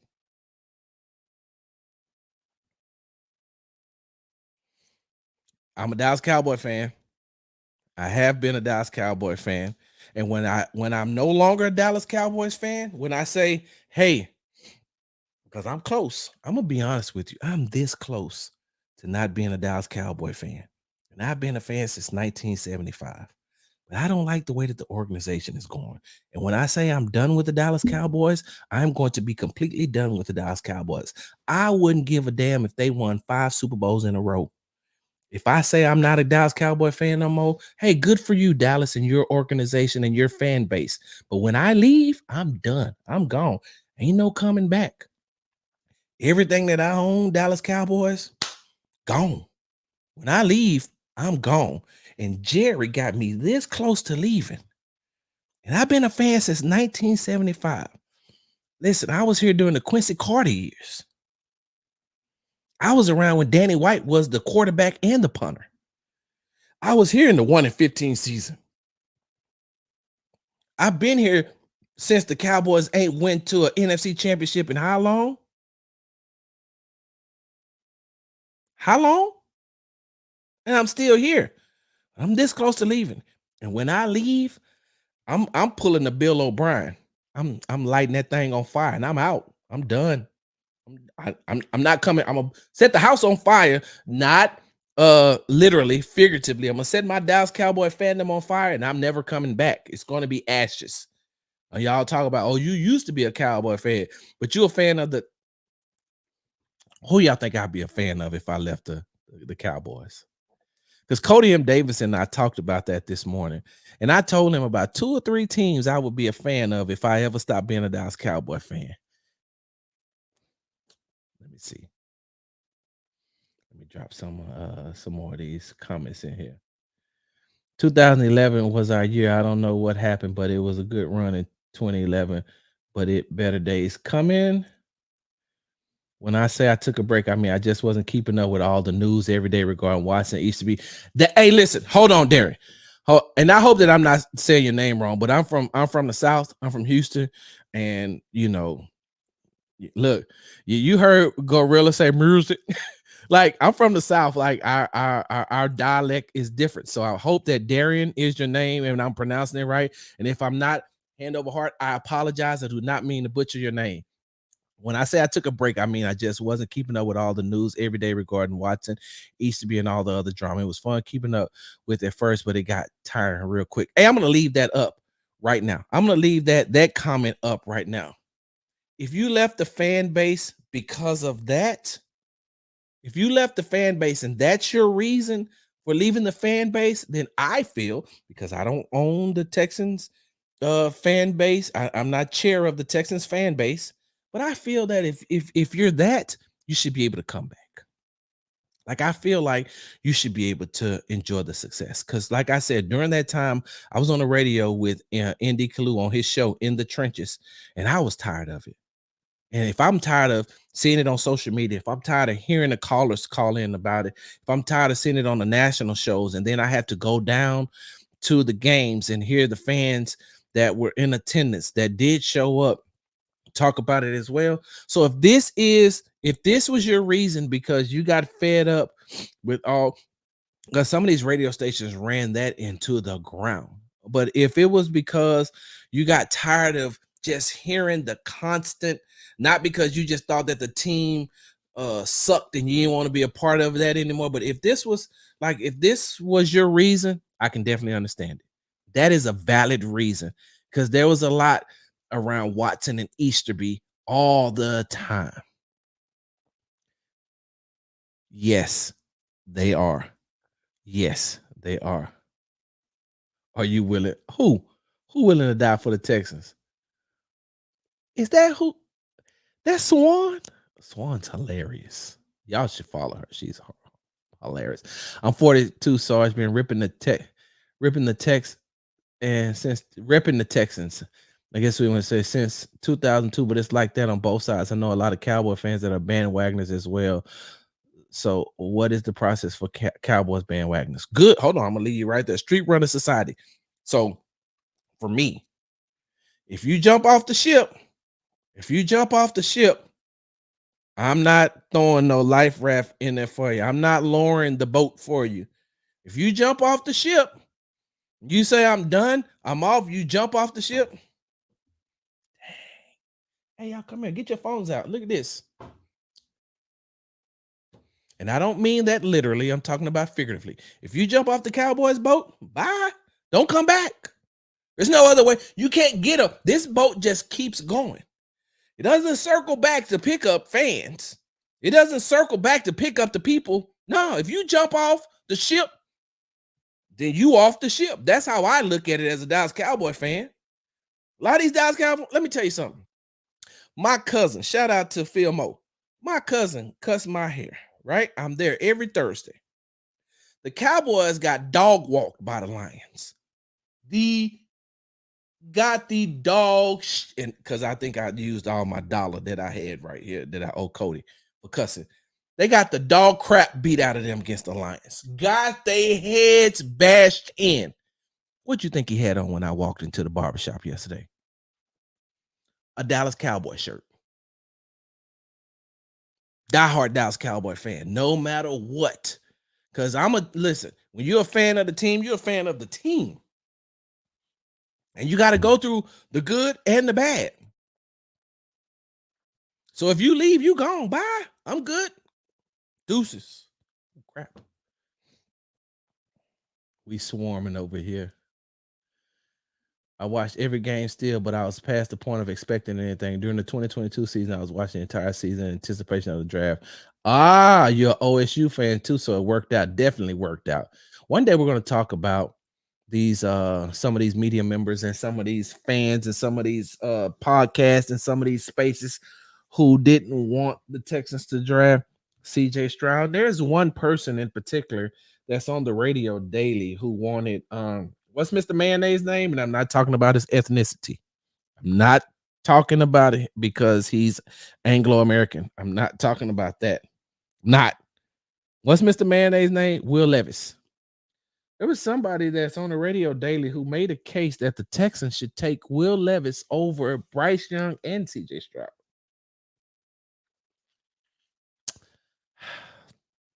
I digress. Oh, I thought you would have left when Jerry was talking about his size with Jamie Foxx. They ain't got nothing to do with me.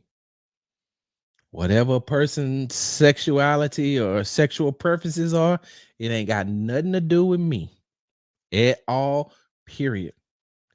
Jerry not looking at my private parts. He ain't seeing my private parts.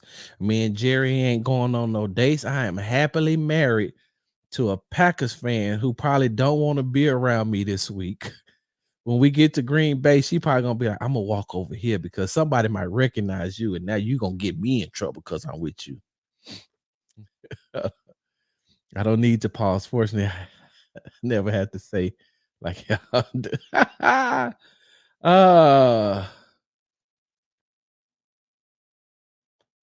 have a lot of, what? I do have a lot of Houston Texans gear though.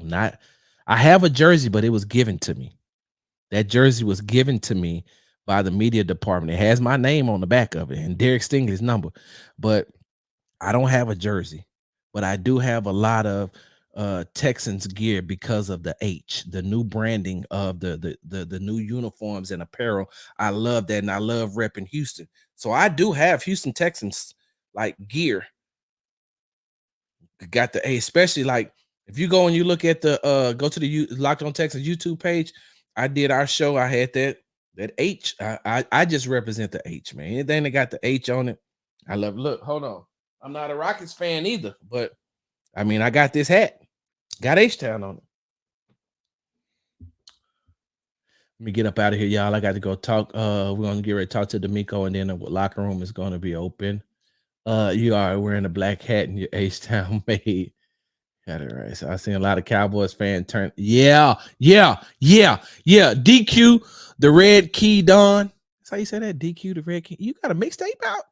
Let me find out you on Spotify dropping bars. Hey, and if you are DQ the Red Key Don, if you are a rapper, hey, can you help out my friend AD? Because like when he was at Prairie View, I think that he could rap, but then he went to Texas A&M, and I don't think he can rap anymore. This is so true. Because listen, I've stop me if you heard this before. I said this last season, and I said even when the Cowboys were winning games, I said the Texans are still the best team in Texas. Before this season started, what did I tell y'all? They're the best team in Texas. I'm not that type of fan. Is like, Cowboys going to the Super Bowl. Cowboys going to the Super Bowl. No, they're not. They're not the best team in Texas. Levis. Hey, Darren, I'm not gonna do that because I like that guy. When the Oilers left, there was no way I would ever go for them ever again. Good. Oh man, I had a great conversation yesterday with Hannah McNair. She was talking about her. I don't know if y'all know this or not, but her kids are very competitive in sports. Like very competitive. She's like one of her sons, I can't remember which one it was, has been playing with an ankle injury for like the last four or 5 weeks. And he refuses to come off the field. He refuses to sit out of practice. He wants to play. And I was like, damn, he don't want to let D'Amico down either, huh? So I started laughing. But I was talking to Hannah McNair yesterday, and I forgot how much the Titans and the Browns fan base dislikes her. And she talks about it and she oh my God, she finds it so hilarious. She's competitive too. But Hannah McNair, yeah, I know. Sarge over here name dropping. You got dang on right I am. Yes. Flexing. Yes, I am. You drop it in the comments. Hey, you can call me whatever you want to call me. Yes, I'm name dropping right now. And so I had forgot about how much the Titans and the Browns fan base don't like Hannah McNair. And she was just laughing. And she was walking out the door and she said, yeah, but it does feel nice to be 5-1. I don't know how many fan bases can say that. All right. What's up, Big Sarge? Thank God, Cowboys off week. Yes, yeah, and they're gonna lose this week. Cowboys got an off week and they still gonna lose. I'm guilty as charged. I was Bryce is right. I can admit when I'm wrong. Thank the football gods for not answering that prayers. Right. Let me know when you're. Unfortunately, I won't be coming. AD, you and I need to have an off the record conversation about Prairie View and homecoming and all that stuff. Because listen, I love my alma mater. I love Prairie View A&M University with all my heart. I love it. I rep it all day long. But they got some problems down there, AD. They got some problems down there, and they don't want to be called out because they're still hiding under the umbrella of being an HBCU, and they don't want nobody to talk about HBCUs. Well, I graduated from that HBCU, and sometimes y'all need to be called out by other institutions because what you got going on down there, what Prairie View has going on down there, and they're like in the alumni on the alumni fan Facebook page, hey, don't be telling the family business. No, forget that. And tell the family to act right. Side note, there's too many Black Americans that are dealing with trauma. Too many older Black Americans. I can only speak for Black Americans. There's a lot of older Black Americans who are still dealing with childhood trauma, anxiety, PTSD, because don't go tell nobody our business. Don't talk to nobody. That's crap. You know what's weak? Not getting the help. It's not weak to get help and talk to somebody about your issues and your problems. There's a lot of big mamas and meemaws and pawpaws and granddaddies and great-great-granddaddies and great-great-great-granddaddies that has caused passed down generational trauma. See, we're gonna talk about that one day too, because y'all know I have a thing under my LLC, a company under my LLC called Screaming on the Inside, right? We're gonna talk about that. But that's the issue, and that's the problem. It's a lot of generational trauma that has went on in these black households and these black families. And now with this HBCU at Prairie View A&M, you got the same thing going on. You don't want nobody to tell the family business. Well, damn it, hold on. Another 25 cents. Get it together. Do right. Act right. There's no possible way that the Prairie View police should be extorting alumni like they are. I'll say it. What you gonna do to me? What you gonna do to me? Nothing. I'll say it, and I'll say it loud too. There's no way that these people who are working in alumni affairs is making it difficult for the alumni to come back and celebrate homecoming. AD, we're gonna talk about that offline. Yes, and as the new queen of H-Town, keep name dropping. Oh, I can because last week when I was on the elevator and I had some, I was going down to the field when we was in New England. Then Kyle and Hannah got on because I tried to call them Mr. and Mrs. McNair, and they said nope. Sarge, call us Kyle and Hannah. That's our names. That's who we are. And then we had another conversation. I'll tell y'all about that. I don't really get to talk to Nick like that, but I have had some conversations with D'Amico. And for those of you all who don't know, he is hilarious. D'Amico is hilarious. I totally agree, Big Sarge. Get the help. If you leave the Cowboys, come on over to the Texans. All right.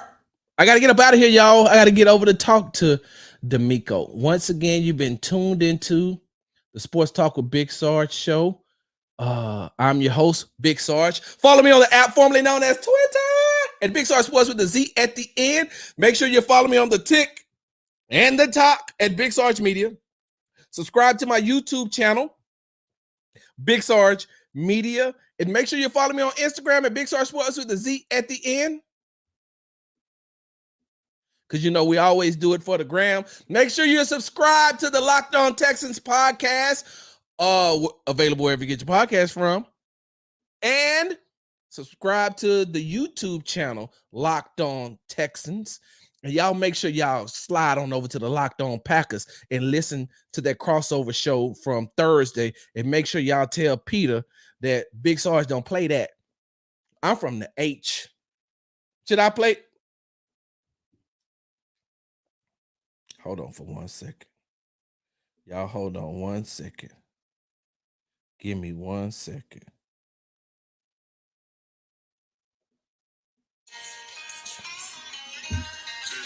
YouTube they gonna block this.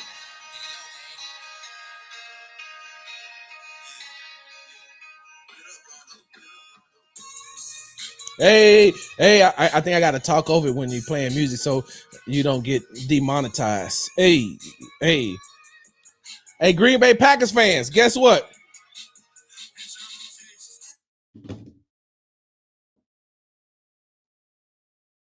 I'm out. Hard work, hard work.